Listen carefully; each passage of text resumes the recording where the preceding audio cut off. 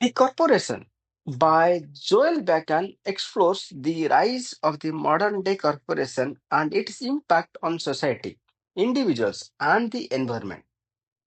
Bakan argues that the corporation as a legal entity is designed to prioritize profit above all else, often at the expense of ethical considerations and societal well being.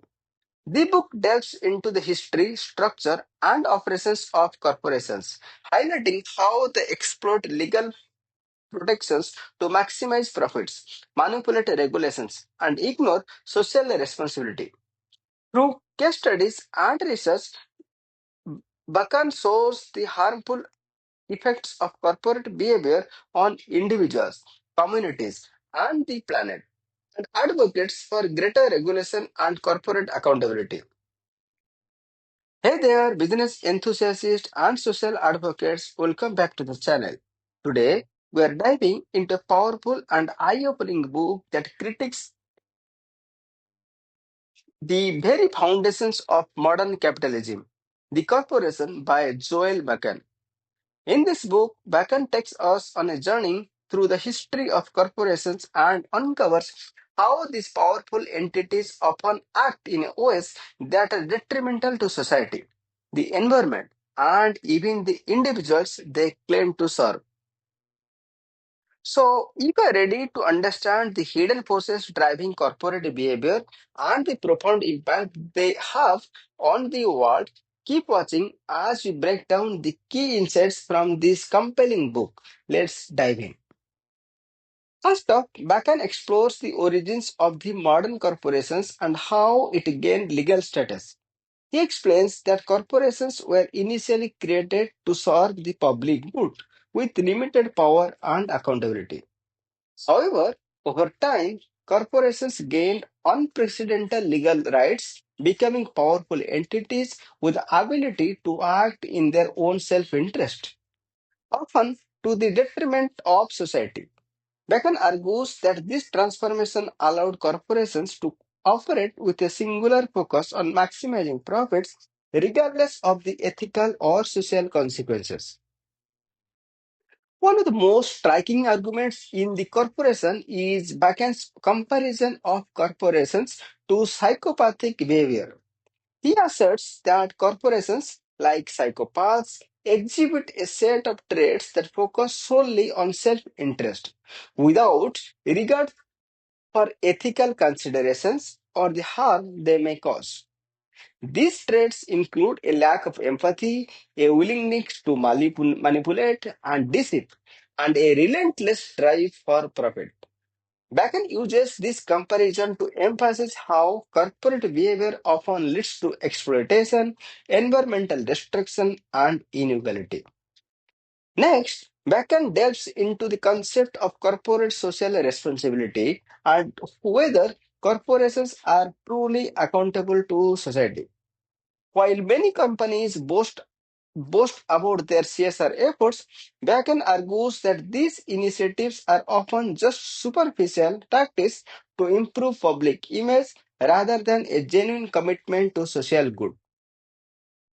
He highlights examples of companies that claim to be green or ethical, while still engaging in harmful practices behind the scenes. Bacon's message is clear. Corporations will only act responsibly when they are held accountable by regulations and societal pressure, not just voluntary initiatives.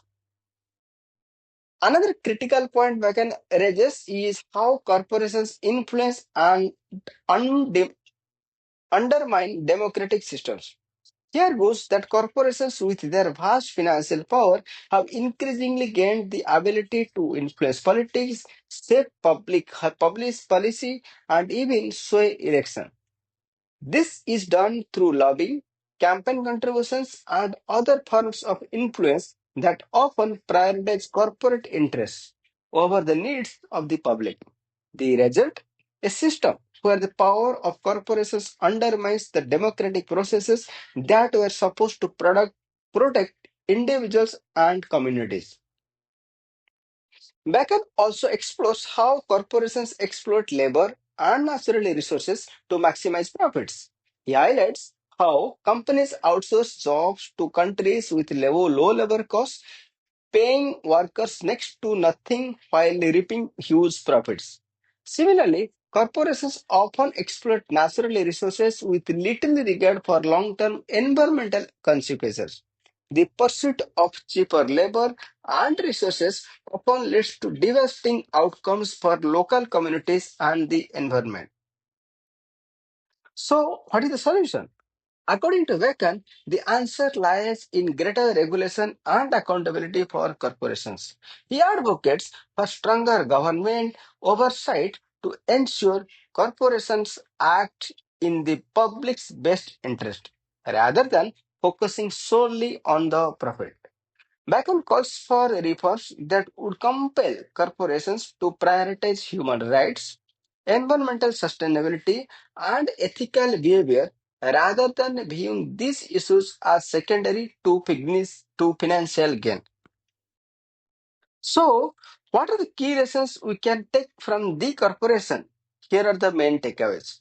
First, corporations have evolved from serving the public good to prioritizing profit at all costs. Second, they often exhibit psychopathic behavior, focusing on self interest without regard for harm.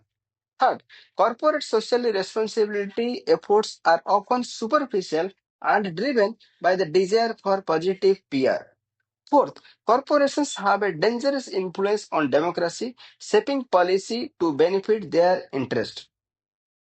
Fifth, they exploit labor and natural resources in ways that harm communities and the environment.